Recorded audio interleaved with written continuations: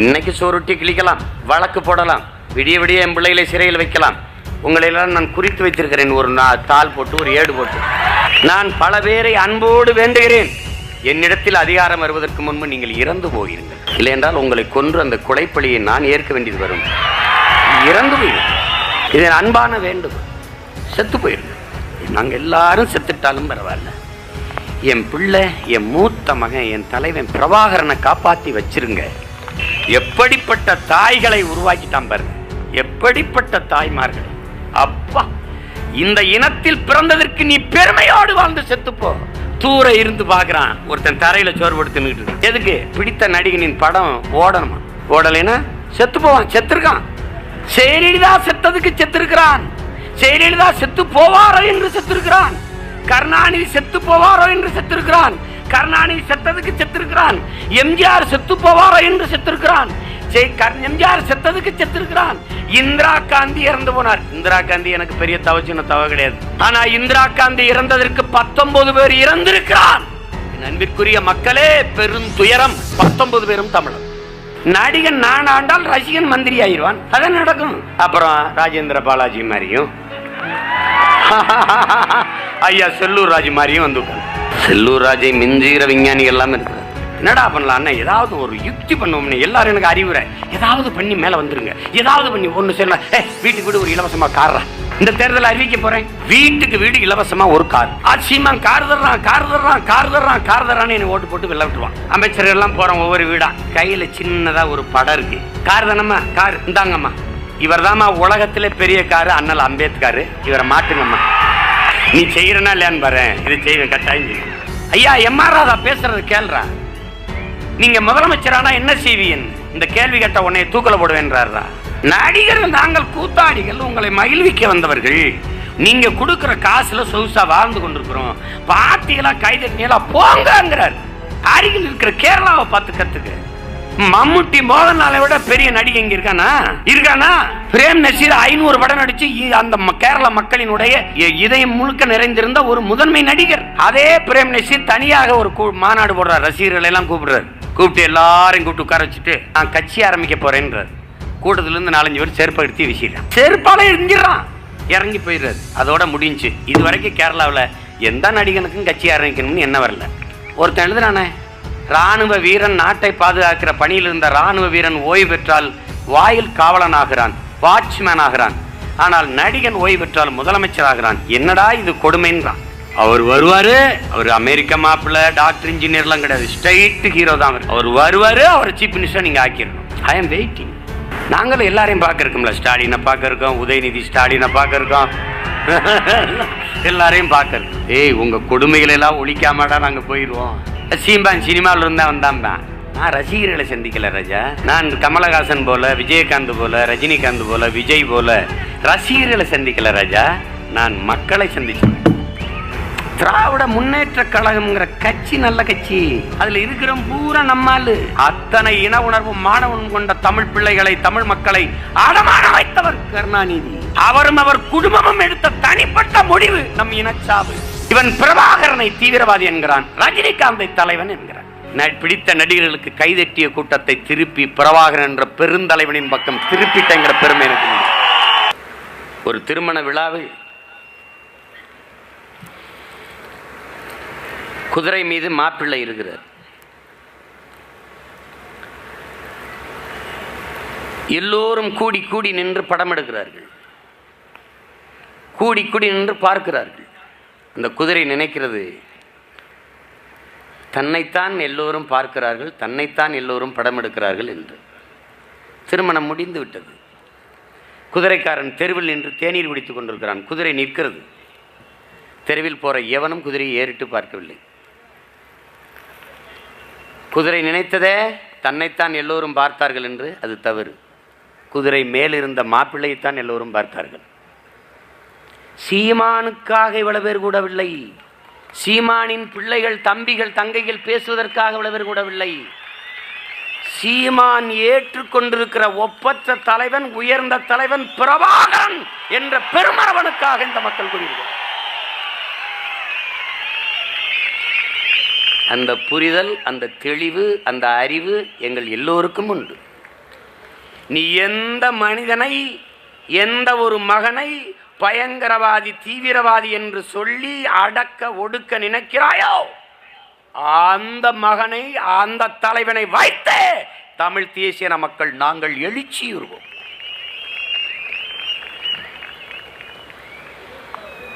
நீ ஒண்ணுமே செய்ய முடியாது. இன்னைக்கு சோறுட்டி கிழிக்கலாம், வழக்கு போடலாம், விடிய விடிய என் பிள்ளைகளை சிறையில் வைக்கலாம். உங்களையெல்லாம் நான் குறித்து வைத்திருக்கிறேன், ஒரு தாள் போட்டு, ஒரு ஏடு போட்டு. நான் பல பேரை அன்போடு வேண்டுகிறேன், என்னிடத்தில் அதிகாரம் வருவதற்கு முன்பு நீங்கள் இறந்து போகிறீர்கள்.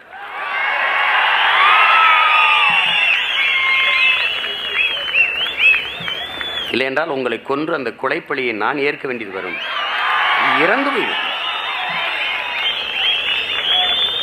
இது அன்பான வேண்டுகோள். செத்து போயிருங்க.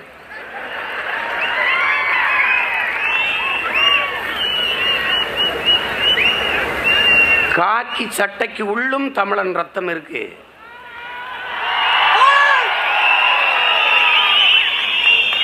என்னதான் இருந்தாலும் அவன் உணர்வு சூடா இருக்கும். செய்யுங்க, நாங்க பார்த்துக்கிறோம்பா. சிலர் இருப்பான், அவன் யாருன்னு உங்களுக்கு தெரியும், நமக்கு இடையூறு செய்வான். கொஞ்ச நாள் எங்க அப்பா என்னிடத்தில் சொல்வார், கடலையே தாண்டிட்டோம் மகனே, கரைதான் இருக்கு. கடலையே தாண்டிட்டோம், கரைதான் இருக்கு. நாம் வெல்லுவோம். பிறகு நாம் யார் என்பதை உலகிற்கு உறக்கச் சொல்லுவோம்.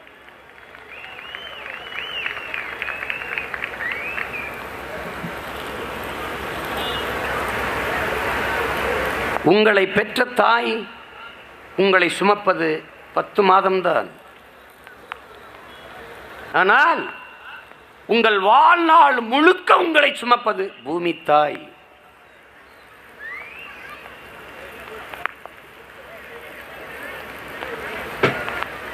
அன்னையின் மடியிலிருந்து முதல் அடியை நீங்கள் எடுத்து வைத்தது இந்த பூமி தாயின் நெஞ்சில் தானே.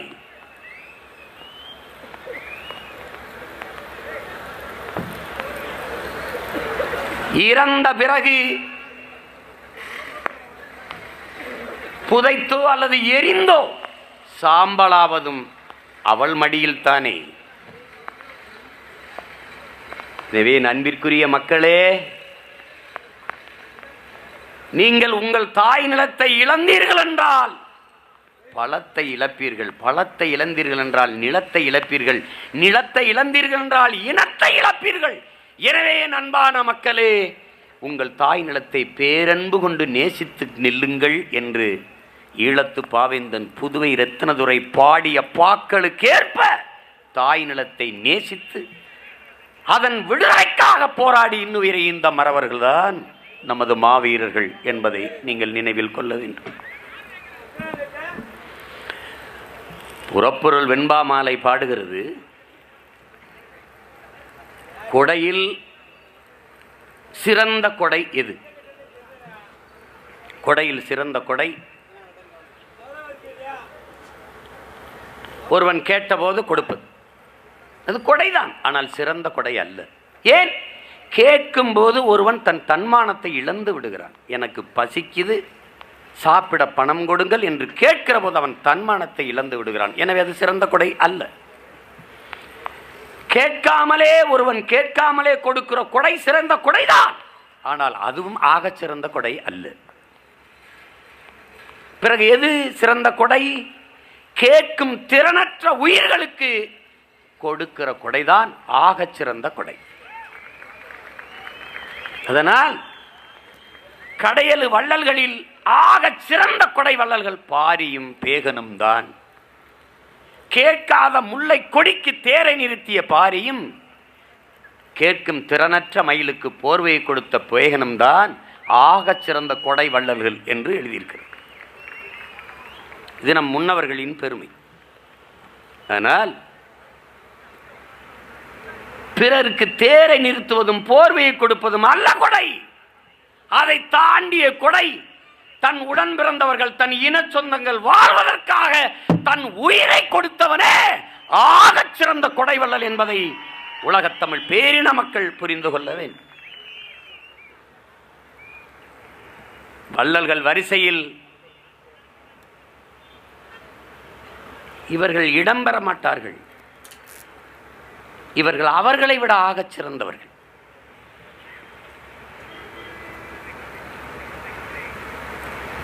உங்களுக்கு என் கண்முன் நிகழ்ந்த நிகழ்வை நான் சொல்ல கடமைப்பட்டிருக்கிறேன். தலைவர் என்னை அன்பு சோலை என்கிற இடத்துக்கு அனுப்புகிறார். அது நான் முதலே சொன்னது போல என்னுடைய நிகழ்வுகள் எல்லாம் குறிப்பிடப்பட்டுருச்சு. இதுதான், இது இந்த அன்னைக்கு இது செய்யணும், காலையில் இது, மதியம் இது, சாயந்தரம் இது, இரவு இது. அன்பு சோலைக்கு, அன்பு சோலை என்பது எல்லா பிள்ளைகளையும் வீரச்சாவை தழுவ விட்டு மாவீரர்களாக்கிவிட்டு இருக்கிற பெற்றோர்கள் வாழ்கிற இடம். 100 ஏக்கரில் நிலப்பரப்பில் அந்த அன்பு சோலையை நம் தலைவன் உருவாக்கி இருந்தார். நான் வருகிறேன் என்கிற தகவல் எல்லா பெற்றோருக்கும் கொடுக்கப்பட்டுருச்சு. உங்களால் நம்ப முடியுதோ இல்லையோ, நிலம் முழுமைக்கு வாழ்கிற எல்லோரும் தமிழ்ச்செல்வன் தமிழ்ச்செல்வன் தமிழ்ச்செல்வன் என்ற பெயரை உத்தரித்து கொண்டிருந்தார். ஏன்னா அவ்வளவு அன்பு கொண்டு அந்த மக்களை நேசித்து நின்றிருக்கான் நம்ம அண்ணன் தமிழ்ச்செல்வன். நான் அவர் இறந்த 90வது நாளில் அந்த நிலத்தில் நிற்கிறேன். இப்போ அங்கே போன பிறகு என் தம்பி சேரலாதன், எங்கள் அண்ணா தமிழேந்தி, அதாவது ரஞ்சித் அப்பா தமிழேந்தி, அவர் தான் தமிழ்துறை பொறுப்பாளர், நிதித்துறை பொறுப்பாளர், இவங்களாம் கூட்டிகிட்டு போயிட்டு என்னை உள்ள நின்று வெளியே நின்றுவாங்க. இதெல்லாம் அவர்களுக்கு பழைய நிகழ்வு, எனக்கு அது புதிது. அப்போ அம்மா அப்பா எல்லாரும் உட்காந்துருக்காங்க. எல்லாரும் நடுவால் என்னை உட்கார வச்சுக்கிட்டு அப்படி என்னை முத்தம் கொஞ்சுவது, என்னை தலையை கோதி விடுவது, என்னிடம் பேசுவது. அதில் ஒரு அப்பா, எனக்கு 90 வயசாகிட்டது மகனே, நான் பார்த்தேன் உலக வரலாற்றில் என் தலைவன் போல இப்படி ஒரு தலைவன் உலகத்தில் எவருக்கும் கிடைக்கவில்லை என்றார். அவர் 90 வயது தலைவர் சின்ன, அவர் மகன் வயது, அவரை தலைவன் என்று அந்த அப்பா பேசுகிறார். அவருடைய மனைவி அவள் சொல்லுகிறாள், 2 பிள்ளைகள் எங்களுக்குப்பா, 2 பிள்ளைகளையும் என் தலைவனுக்காக நான் சாக கொடுத்துட்டேன். ஒரே ஒரு வருத்தம் தாண்டா மகனே, இன்னும் 2 பிள்ளைகள் இல்லையே என் தலைவனுக்காக கொடுக்க என்று சொன்னார்.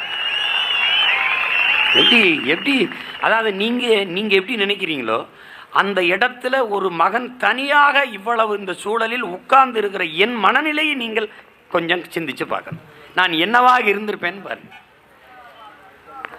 அப்போ அந்த அம்மா சொல்கிறா, மௌனம், அடர்ந்த மௌனம். அப்போ அந்த கொஞ்ச நேரம் கழித்து அந்த தாய் பேச ஆரம்பிக்கிறா. அவள் அழுகிறா, எனக்கு அழுக வருது, நான் அடக்கி கொண்டு இருக்கிறேன். அழுகிறா, அழுதுட்டு சொல்கிறா, நாங்கள் எல்லாரும் செத்துட்டாலும் பரவாயில்லடா மகனே, நாங்கள் எல்லாரும் செத்துட்டாலும் பரவாயில்ல, என் பிள்ளை, என் மூத்த மகன், என் தலைவன் பிரபாகரனை காப்பாற்றி வச்சிருங்க. அவர் சொல்கிறது சத்திய வார்த்தை, அப்படியே பேசுகிறேன் பாருங்க.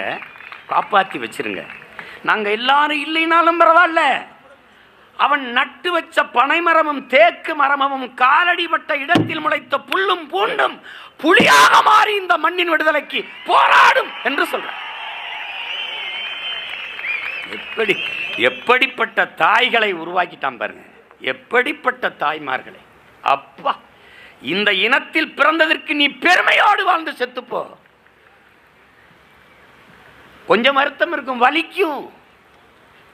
தனக்கு பிடித்த நடிகனின் படம் போடனுக்கு தரையில சோறு போட்டு திங்கிற தருதலைகளை பார்க்கும்போது வலிக்கும், வலிக்கத்தான் செய்யும். இவர்கள் கூடவா நாம் பிறந்தோம்? இவர்களுக்காகவா நாம் போராடி கொண்டிருக்கிறோம்? இவர்கள் உயர்வு பெற, இவர்கள் மேம்பட, இவர்கள் பெருமையோடு வாழவா எம் உடன் பிறந்தோர்கள் செத்தார்கள் என்று நினைக்கும் போது இரவு உறக்கம் வராது, வலிக்கும், கவலை வரும், துயரம் வரும், கண்ணீர் வரும், வேதனை வரும். ஆனாலும் தலைவர் படத்தை பார்த்து ஒரு புது தெம்பு வரும், போராடித்தான் ஆக வேண்டும். அவன் சொன்னான்.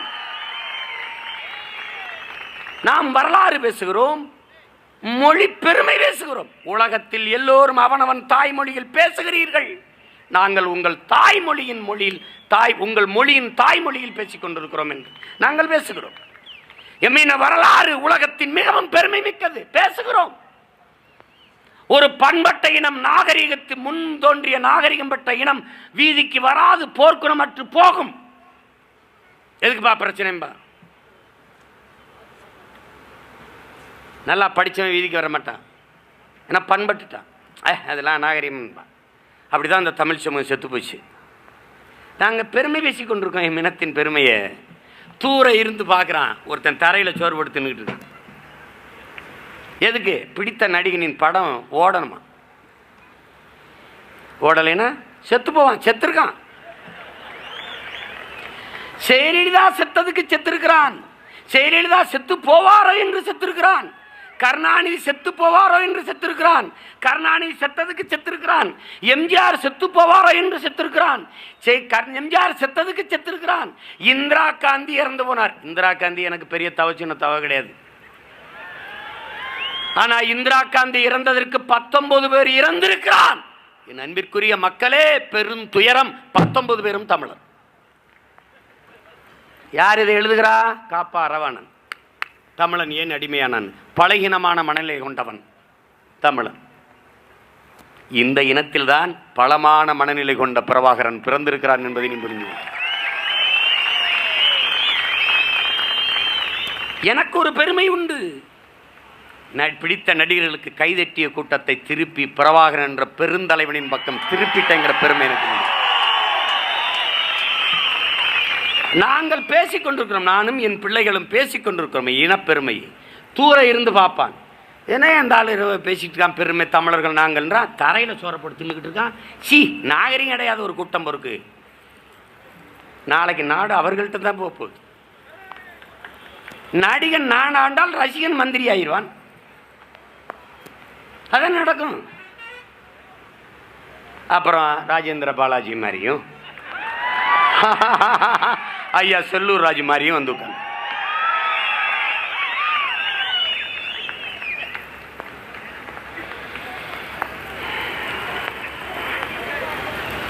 செல்லூர் ராஜை மிஞ்சுகிற விஞ்ஞானிகள் எல்லாம் இருக்கிறார். வட இந்தியாவில் சிவலிங்கத்துக்கு ஒருத்தன் மாஸ்க் கட்டிட்டு காற்று மாசுபட்டுருச்சு.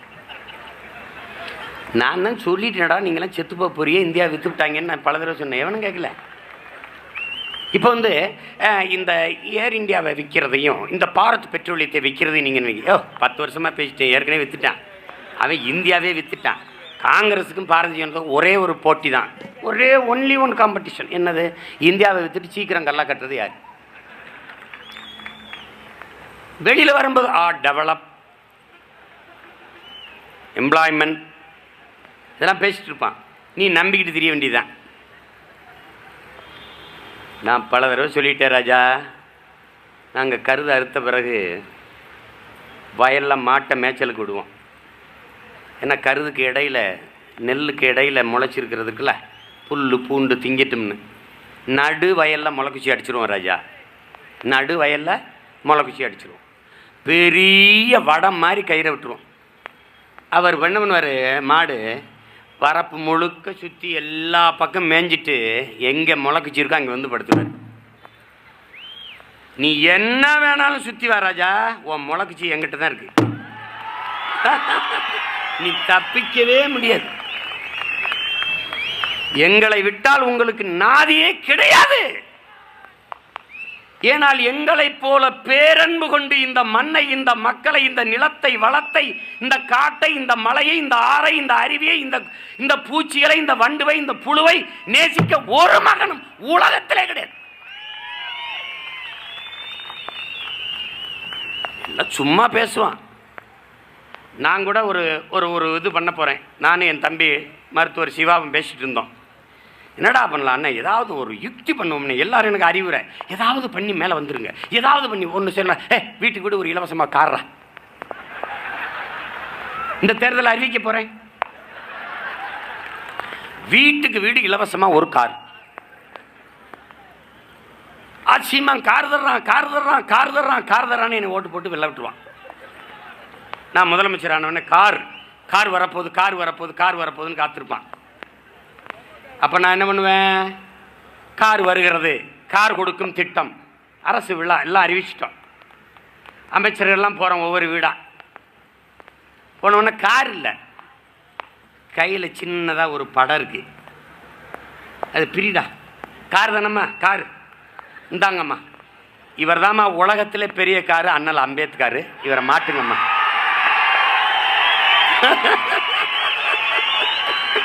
நீ செய்கிறனா இல்லையான்னு பாரு, இது செய்வேன், கட்டாயம் செய்வேன். இப்படி சொல்லிட்டதுனால அவன் கார் தர மாட்டான், அம்பேத்கர் படத்தை தான் தருவான்னு நினைக்கலாம். அப்புறம் வேற ஒரு திட்டத்தை போடுவேன். இவங்க எப்படியாவது ஏமாற்றணும்னு நினைக்கிறாங்க, நாங்கள் எப்படியாவது இந்த மக்களை மாற்றணும்னு நினைக்கிறோம். இதுதான் ரெண்டுக்கு இருக்கிற பிரச்சனை. ஆனால் தாயக தமிழகத்தில் தமிழ் சமூக மக்கள் அடிமையாக வாழ்வதையே அருமையான சுதந்திரம் என்று கருதிவிட்டார்கள். இவர்களுக்கு இருக்கிற ஒரே பிரச்சனை தான், இவர்களுக்கு இருக்கிற ஒரே ஒரு விடுதலை அரசியல் விடுதலை தான். ஆனால் அந்த அரசியல் சாதி, மதம், சாராயம், பணம், திரைக்கவர்ச்சி, இந்த 5 தூண்களில் கட்டப்பட்டுருச்சு. அதுதான் ஆபத்து. 4 தூண் சாதி, மதம், சாராயம், பணம், நடுவால ஒரு பெரிய தூண் திரைக்கவர்ச்சி. இவன் பிரபாகரனை தீவிரவாதி என்கிறான், ரஜினிகாந்தை தலைவன் என்கிறான். சில சமயம் தோணும், சரி இவங்களை விட்டு எக்கேடு கட்டு போனான்னு, நம்ம விட்டு போனா என்ன அப்படின்னு. மேடையில் பேசிட்டு இறங்கு, மாயாண்டி குடும்பத்தில் சூப்பராக ஆக்ட் பண்ணியிருக்காங்க. கனியம் பிடிச்சவங்களா, இதுக்கு அங்கே இருந்து தொலைச்சிருக்கலாம் போலுக்கு நமக்கே தோணும். இந்தியாவில் எந்த மாநிலத்தில் திரைப்படம் இல்லை, எந்த மாநிலத்தில் நடிகனே வா நாடாள வா என்று எவன் கூப்பிடுறான்? நடிகனை தலைவன் என்று சொல்லுகிற இனம் தாழ்தலையிட கூட்டமிடாது. பாரா ஐயா, எம்ஆர் ராதா பேசுறது கேள்றா, நீங்க முதலமைச்சரானா என்ன செய்வீன்னு இந்த கேள்வி கேட்ட உன்னை தூக்கல போடுவேன்றாரா. நடிகர்கள் நாங்கள் கூத்தாடிகள், உங்களை மகிழ்விக்க வந்தவர்கள். நீங்க கொடுக்கிற காசுல சொகுசா வாழ்ந்து கொண்டிருக்கிறோம், பாத்தீங்களா கைதட்டினீங்களா போங்கிறார். அருகில் இருக்கிற கேரளாவை பார்த்து கத்துக்க. மம்முட்டி மோகன்லாலை விட பெரிய நடிகை இங்க இருக்கானா? இருக்கானா? கட்சி ஆரம்பிக்கணும் எண்ணம் இருக்கா? சொல்லு. பிரேம் நசீர் 500 படம் நடிச்சு அந்த கேரள மக்களினுடைய இதயம் முழுக்க நிறைந்திருந்த ஒரு முதன்மை நடிகர். காங்கிரஸ் மாநாடு, அவர் காங்கிரஸில் இருந்தார். பேசிக்கொண்டிருக்கும் போது பிரேம் நசீர் பேச வர்றாரு. கூட்டத்தில் இருந்துச்சு ஒருத்தன் அவரை உட்கார சொல்லுன்றான். அவன் ரசிகன் தான், ஒருத்தன் எந்திரிச்சு உட்கார சொல்ல வரேன்றான். ஏய், அவர் எவ்வளோ பெரிய நடிகர், அதனால தான் சொல்கிறேன், அவரை உட்கார சொல்லி நீ பேசு. அந்த தெளிவு, அந்த புரிதல் ஏன் நமக்கு இல்லாத போனது? அதே பிரேம் நசீர் தனியாக ஒரு மாநாடு போடுறார், ரசிகர்கள் எல்லாம் கூப்பிடுறாரு. கூப்பிட்டு எல்லாரையும் கூப்பிட்டு உட்கார வச்சுட்டு நான் கட்சி ஆரம்பிக்க போகிறேன்றார். கூட்டத்திலேருந்து 4-5 பேர் செருப்பை எடுத்து வீசிடுறான். செருப்பால் எரிஞ்சிடறான், இறங்கி போயிடுறாரு. அதோட முடிஞ்சு. இது வரைக்கும் கேரளாவில் எந்த நடிகனுக்கும் கட்சி ஆரம்பிக்கணும்னு என்ன வரல. ஆனால் இங்கே நடிப்பாங்க. ஒருத்தன் எழுதுறானே, இராணுவ வீரன் நாட்டை பாதுகாக்கிற பணியில் இருந்த இராணுவ வீரன் ஓய்வு பெற்றால் வாயில் காவலன் ஆகிறான், வாட்ச்மேன் ஆகிறான். ஆனால் நடிகன் ஓய்வு பெற்றால் முதலமைச்சர் ஆகிறான். என்னடா இது கொடுமைன்றான். என்ன கொடுமை இது? அவர் வருவார், அவர் அமெரிக்க மாப்பிள்ளை, டாக்டர், இன்ஜினியர்லாம் கிடையாது, ஸ்ட்ரைட்டு ஹீரோ தான் அவர். அவர் வருவார், அவரை சீஃப் மினிஸ்டர் நீங்கள் ஆக்கிடணும். I am waiting. வா, காத்திருக்கோம். நாங்களும் எல்லாரையும் பார்க்க இருக்கோம்ல, ஸ்டாலினை பார்க்க இருக்கோம், உதயநிதி ஸ்டாலினை பார்க்க இருக்கோம், எல்லாரையும் பார்க்க இருக்கோம். ஏய், உங்கள் கொடுமைகளெல்லாம் ஒழிக்காமடா நாங்கள் போயிடுவோம். இந்த தமிழ் கூட்டம் இப்படி ஒரு இனத்தை கொண்ட காங்கிரஸுக்கு ஓட்டு போட்டு 8 பேரை வெளில வச்சுட்டு, 8 பேரை. உலகம் உன்னை எப்படி பார்க்கும்? ஒரு மானங்கட்ட கூட்டமாக பார்க்காதா? இனத்தை கொன்னவனை எப்படி உன்னால் கொண்டாட முடியுது? எப்படி கொண்டாட முடியுது? உண்மையிலேயே தன்மானத்திற்காக உயிரை விட்ட இனத்தின் மக்கள் தானா நீங்க? அந்த சந்தேகம் எழுமா எழாது? என் முன்னாடி என் பின்னாடி வருகிற பிள்ளைகளுக்கு இது இல்லை, தொலைதூரத்திலிருந்து கேட்கிறவர்களுக்கு இது கேட்கிறேன், இந்த கேள்வியை எழுப்புறேன். எங்கூட இனமானமும் தன்மானமும் இருக்கிறவன் தான் ஓடி வர்றான். நான் ஒன்றும் பெரிய ஆள் கிடையாது, சீம்பான் சினிமாவில் இருந்தால் வந்தான்பான். நான் ரசிகர்களை சந்திக்கல ராஜா. நான் கமலஹாசன் போல, விஜயகாந்த் போல, ரஜினிகாந்த் போல, விஜய் போல ரசிகர்களை சந்திக்கல ராஜா. நான் மக்களை சந்திச்சேன், என் மக்களை சந்தித்தேன். நீங்கள் எங்களை ஆள வேண்டும் என்று நினைக்கிறீர்கள், நாங்கள் எல்லோரையும் போல என் மக்கள் வாழ வேண்டும் என்று நினைக்கிறோம். ரெண்டுக்கும் மிகப்பெரிய வேறுபாடு இருக்கு.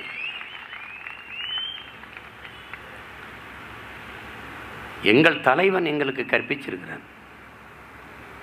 200 ஆண்டுகளுக்கு பிறகு என் இனம் எப்படி வாழ வேண்டும் என்ற கனவு என் தலைவனுக்கு இருந்தது. அந்த கனவை எங்களுக்கு கையளித்திருக்கிறான் எங்கள் தலைவன். அவன் காசு கொடுக்கல, எங்களுக்கு கனவை கொடுத்திருக்கிறான். அவன் லட்சங்களை கொட்டி கொடுக்கவில்லை, அவன் லட்சியத்தை எங்களுக்கு கையளித்திருக்கிறான். நீங்கள் அவர் படத்தை பாருங்கள், எல்லோர் கழுத்திலும் ஒரு சயனைடு குப்பி இருக்கும், அவர் கழுத்தில் 2 இருக்கும். மரணத்தை உருக்கி, சாவை உருக்கி ஒரு குப்பியில் அடைத்து உதட்டுக்கு முன்பு தொங்கவிட்ட ஒரே ஒரு போராளி இயக்கம் உலக வரலாற்றில் விடுதலை புலிகள் தான்.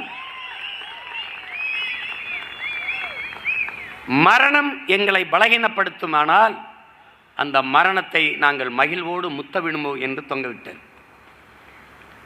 சயனைடு குப்பி எங்கள் கழுத்தில் தொங்குகிற வரை நாங்கள் ஒருபோதும் பலகீனம் அடைய மாட்டோம், பலமானவர்களாக இருப்போம் என்று சொல்றார். அப்படிப்பட்ட தலைவனை இந்த இனம் வரலாறு, இந்த இனம் மறந்து கடந்து போவது என்பது பெரும் துரோகம்.